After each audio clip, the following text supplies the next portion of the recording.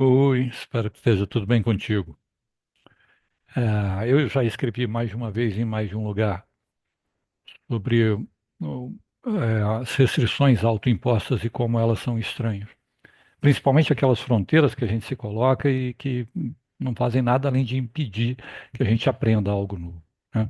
Estou falando sobre isso para falar da minha dificuldade, da minha ojeriza no uso desse canal aqui, desse jeito de interagir contigo. Quem me conhece sabe que eu gosto muito de falar, que eu falo pelos cotovelos. Mas eu gosto de falar em público, com público. E não é difícil entender isso. Que quando tem conjunto de faces na minha frente, o feedback é imediato. Né? Aquele espírito bem ágil mesmo, de saber o quanto antes o quão ferrado estou. É um sorriso, é um pequeno gesto, uma pequena careta, uma cruzada de pernas ou de braços, é sinal suficiente para a gente ir acertando o discurso. Toda apresentação em público é interativa, ainda que o público esteja calado. Eu não tenho nada dessa riqueza quando estou aqui falando com essa câmera feia e orelhuda. Mas é uma restrição autoimposta, é uma bobeira, porque, de certa forma, eu estou nos negando essa possibilidade. O assunto que eu tenho tratado, o pensamento sistêmico, ele pede diversidade. A gente tem uma lei que a gente aprende logo de cara, no primeiro dia, que é a lei de Ashby.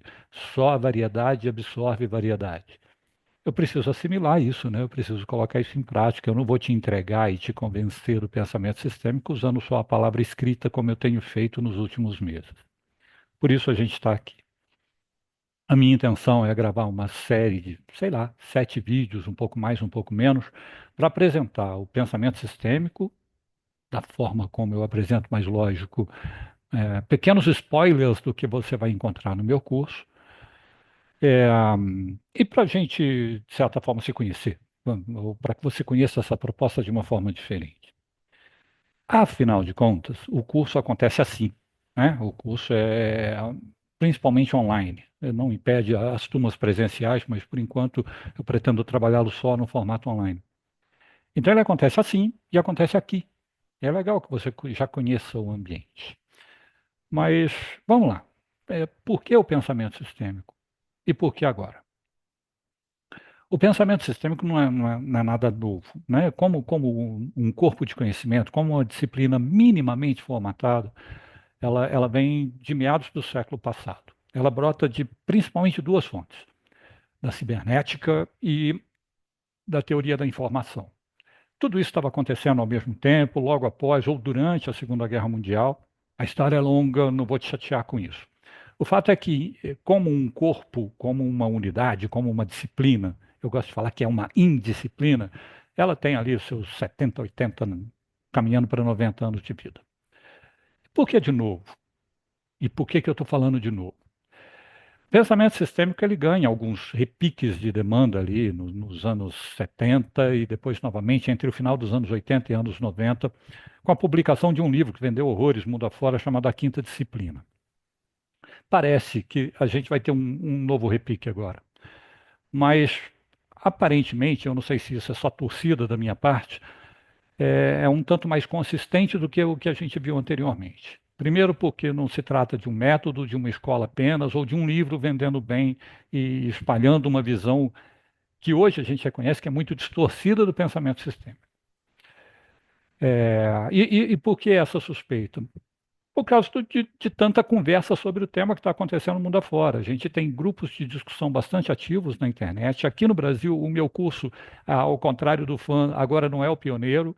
Quando eu chego com a minha proposta no segundo semestre do ano passado, a gente já tinha pelo menos 2 cursos rodando, com conteúdos muito diferentes, mas eu não duvido da qualidade do que está sendo colocado. Nós estamos vendo livros novos aparecendo, o trabalho do Patrick Hoverstadt, e até o Brasil, que é tão pobre nisso, mereceu recentemente uma edição em português desse livraço da Donella Meadows. Enfim, está acontecendo. Tomara que não seja um modismo, tomara que não seja uma moda. Tá? A gente não precisa disso. Mas a gente precisa conversar mais sobre isso. Por quê? Porque não temos nenhuma resposta mais consistente e melhor para essa complexidade que só faz crescer lá fora. Você pode procurar aí nas disciplinas que tem por aí e tudo mais. Nenhuma apresenta uma resposta. O pensamento sistêmico nasce como uma resposta para a complexidade.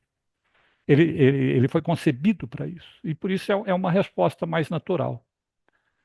Mas, Paulo, se é tão consistente, se é tão direto e praticamente sem concorrência, por que ele não vingou até hoje? A suspeita de muita gente que escreve e fala sobre o tema, suspeita, ou a pista, ou o palpite, é de que o pensamento sistêmico é difícil. É, eu não discordo dessa leitura. De fato é difícil, mas como eu coloquei no outro escrito por aí, tudo é difícil antes de ficar fácil. Isso não é desculpa, né? Porque se tudo que é difícil a gente evitasse, caramba, onde que a gente estava? Provavelmente a gente ainda estava vivendo na Idade da Pedra. É, a nossa obrigação, de todo mundo que acredita no pensamento sistêmico, é facilitar esse caminho. Não é tornar a coisa simplesmente mais fácil, mas é facilitar o caminho para esse desenvolvimento, para esse aprendizado. Tá? Então, nós temos apostas por aí. Cada livro é uma aposta. Não existe, não vai existir um corpo consolidado de pensamento sistêmico. Isso seria totalmente antissistêmico. A gente está falando de uma complexidade que só faz crescer. A gente não está falando de resposta simples, mas a gente está falando de facilitar o seu caminho para você desenvolver, adquirir esses conhecimentos e desenvolver essas habilidades. Isso é muito caro hoje. E não importa se você é um analista, se você é um gerente, se você é um executivo. Isso é muito caro para todo mundo. Por que é difícil? De certa forma, é porque o pensamento sistêmico ele é diferente de tudo que a gente estudou até hoje.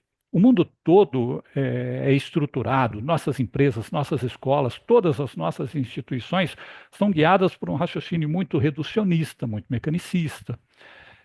Quando a gente descobre que existem lá fora para serem estudadas mais de 80 mil disciplinas, a gente entende um pouco da consequência desse raciocínio reducionista. A gente tem uma série de especializações. O pensamento sistêmico, ele te leva para o outro lado. Ele não fala para você jogar nada disso fora, é lógico. As especializações não existem por acaso. É, você precisa de especialistas em praticamente todas as áreas. O que a gente fala é que não é suficiente. Eles são necessários, mas não são suficientes. O pensamento sistêmico ele vira uma indisciplina a partir do momento que ele fala, vamos derrubar essas barreiras entre todas essas disciplinas. É fácil falar e simplificar, vamos ver o todo. Isso não é mentiroso, mas isso é uma simplificação. Muitas vezes o pensamento sistêmico é apresentado só assim, né? Ver o todo. Não, não, vai muito além disso. E é sobre isso que eu vou querer conversar contigo nos próximos vídeos. Eu estimo que vou precisar de pelo menos mais 6 para apresentar o pensamento sistêmico de uma forma um pouquinho mais profunda. Mas é lógico que isso vai ser só um spoiler para o curso que eu lancei no final do semestre passado e que vai merecer 2 novas turmas agora, a partir do comecinho de fevereiro. Espero contar contigo. Até lá.